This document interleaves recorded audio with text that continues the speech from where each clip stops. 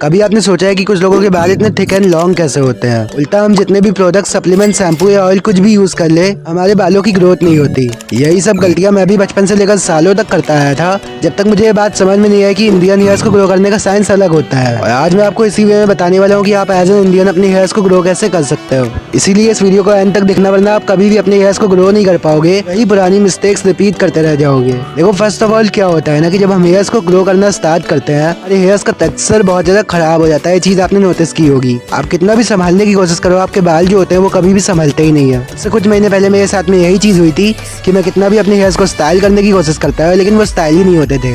आपकी साइड से कलमे निकलना शुरू हो जाएंगी या फिर आपके हेयर्स बिखरना शुरू हो जाएंगे, आप कुछ भी करके स्टाइल नहीं कर पाओगे। अभी अगर आप आज के टाइम पे देखोगे, मेरे बाल काफी सही दिख रहे हैं, तो आपको ये ध्यान में रखना पड़ेगा कि जब भी आप अपने हेयर्स को ग्रो करना स्टार्ट करोगे, तो शुरुआत में आपके हेयर्स में प्रॉब्लम आएगी। आपको 10 तरह की चीजें हो सकती है, डैंड्रफ या तो हेयर डैमेज, बहुत कुछ हो सकता है। बट स्टिल आपको क्विट नहीं करना है, आपको हेयर्स को ग्रो करना। आपको ऐसा नहीं करना है कि अगर आपको हेयर प्रॉब्लम्स हो रही है तो आप हेयर को ग्रो करना ही बंद कर दो। बात हमेशा आपको अपने ध्यान में रखनी है। अगर आप अपने हेयर्स को ग्रो करोगे तो आपको हेयर से रिलेटेड प्रॉब्लम्स होगी ही, उसको आप टाल नहीं सकते हो। अगर आप शुरुआत में अपना माइंडसेट ऐसा रख के अपने हेयर्स को ग्रो करना स्टार्ट करोगे, बाद में आपको प्रॉब्लम्स जो होंगी ना, उसको आप मैनेज कर पाओगे। दूसरी बात तो ये भी बहुत बड़ी बकचोदी होती है कि आपके जो घर वाले होते हैं, रिश्तेदार होते हैं, जो स्कूल वाले होते हैं, वही बचपन से यही होता था। मैं बचपन में क्रिस मूवी देखता था एंड खुद को क्रिस समझता था, ऋतिक रोशन समझता था। सोचता था मैं उस टाइप से अपने हेयर्स को ग्रो करूंगा, वैसे ही मैं बाल बढ़ाऊंगा, लेकिन जबरदस्ती मुझको दांत के मार के बाल कटवा ही देते थे। एक तो घर में बहुत मुश्किल से अलाउ भी करवाओ, तो फिर स्कूल वाले अपनी गाल मरवा रहे हैं। पहली बात तो बचपन में मेरे लिए घर में ही अलाउ करवाना उतना मुश्किल होता था। अब तो चलो मानो घर वालों ने कहना बंद कर दिया है, लेकिन स्कूल कॉलेज वगैरह में तो अभी भी कहते हैं। अगर आपको अपने हेयर्स को ग्रो करना है तो इन सब बातों पर आपको ध्यान देना पड़ेगा कि लोग आपको कुछ भी बोलेंगे। इससे आपको एक बेनिफिट भी होगा कि आप लोगों की बातों पर ध्यान देना बंद कर दोगे। अभी भी रिश्तेदार, स्कूल वाले मुझको बोलते हैं कि ऐसा लग रहा है, वैसा लग रहा है, जंगली लग रहा है, बताए डोंट केयर अबाउट दैट, क्योंकि अब मुझे फर्क ही नहीं पड़ता। मेरी जिंदगी है, मैं कैसे भी रहूँ, मैं कुछ भी करूँ, ऐसा भी रहूँ, इसमें मेरी मर्जी, इसमें किसी और को कोई और फर्क नहीं पड़ना चाहिए।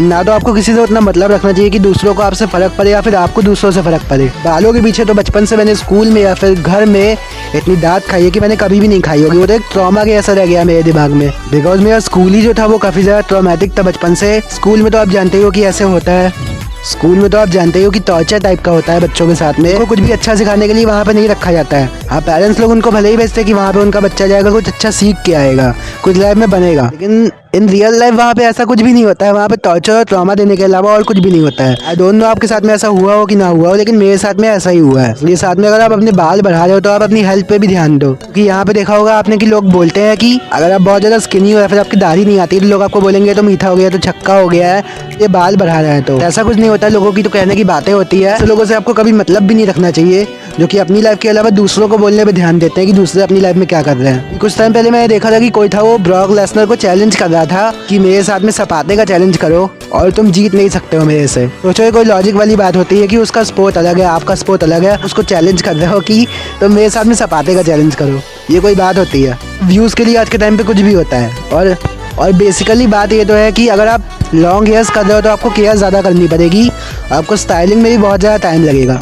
आपके पास इतने स्टाइल भी नहीं होंगे अगर आपके पास उतने एक्सपेंसिव प्रोडक्ट्स नहीं, उतने पैसे नहीं है। तो इससे ये हो सकता है कि अगर आपके बाल नेचुरली स्ट्रेट हैं, मुझको याद है 1 साल पहले मेरे बाल स्ट्रेट हुआ करते थे, तो मेरे बाल कहीं भी इधर से उधर उड़ के चले जाते थे, चाहे उनको जितना भी स्टाइल कर लो। मुझको एक तो आधा घंटा लगता था बालों को स्टाइल करने में, उसके बाद जैसे ही मैं बाहर जाऊँगा तो हवा चलते ही बाल खराब हो जाते थे, फिर वो बिल्कुल भी अच्छे नहीं लगते थे। एंड जब से मेरे बाल वेवी या कर्ली हो गए हैं, पता नहीं कैसे हो गए, अपने आप ही हो गया है, तब से उनको इतना स्टाइल भी नहीं करना पड़ता है और इतना कुछ करना भी नहीं पड़ता, फिर भी वो एक जगह टिके रहते हैं। तो इससे ये बात भी आती है कि अगर आप अपने हेयर्स पे उतना शैम्पू का यूज़ करते हो और रेगुलरली कई सारे प्रोडक्ट्स लगाते हो, जेल या वैक्स वगैरह, के बालों से जो वॉल्यूम होता है ना वो खत्म हो जाता है और आपके बाल और ज़्यादा डल हो जाते हैं। आप एक बार शैम्पू लगाना बंद करके देखो, आपकी हेयर से रिलेटेड जितनी भी प्रॉब्लम्स होंगी सब खत्म हो जाएगी। वो सारी प्रॉब्लम जो आपके हेयर्स में होती है वो तो इसी वजह से होती है कि आप शैम्पू का यूज़ करते हो। शैम्पू ही नहीं, हर एक चीज़, ऑयल भी होता है। अगर आप पैक्ड वाला ऑयल यूज़ करते हो अपने बालों पे, उसमें भी कई सारे केमिकल्स होते हैं।